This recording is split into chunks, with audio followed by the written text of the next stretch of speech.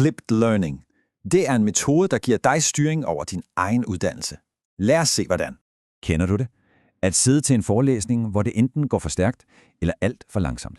Med Flipped Learning får du netop den kontrol. Du kan pause, spole tilbage, og ja, meget mere. Okay, så hvad er det? Kernen er ret simpel. Man vender simpelthen traditionel undervisning på hovedet. Altså forelæsningen flytter hjem til dig. Du ser den som video, når det passer dig i dit tempo.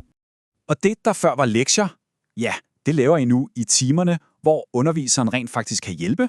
Din rolle som studerende ændrer sig totalt, fra bare at lytte til at være den, der er aktiv. Du styrer simpelthen selv din læring, lærer i dit tempo og tager ansvar for din egen forberedelse. Læring bliver en udfordring, du selv udforsker, ikke bare noget, du skal igennem. Selve undervisningen bliver så et slags værksted.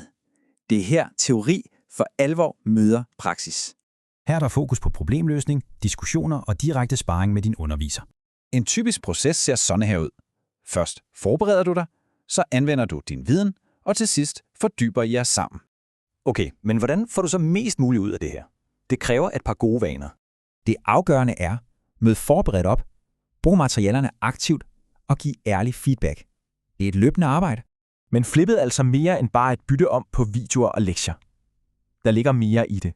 Det er en helt ny pædagogisk tilgang, hvor alt fokus er på dig og din læringsproces. Underviseren går fra at være vismanden på scenen til at være din guide ved siden af. Hele målet er at skabe et rum, hvor du er aktivt med til at skabe din egen viden. Det er et paradigmeskifte. Det handler om selvstændighed, praksis og et dybere fagligt engagement. Det her giver dig værktøjerne til at eje din egen læring. Spørgsmålet er bare, er du klar?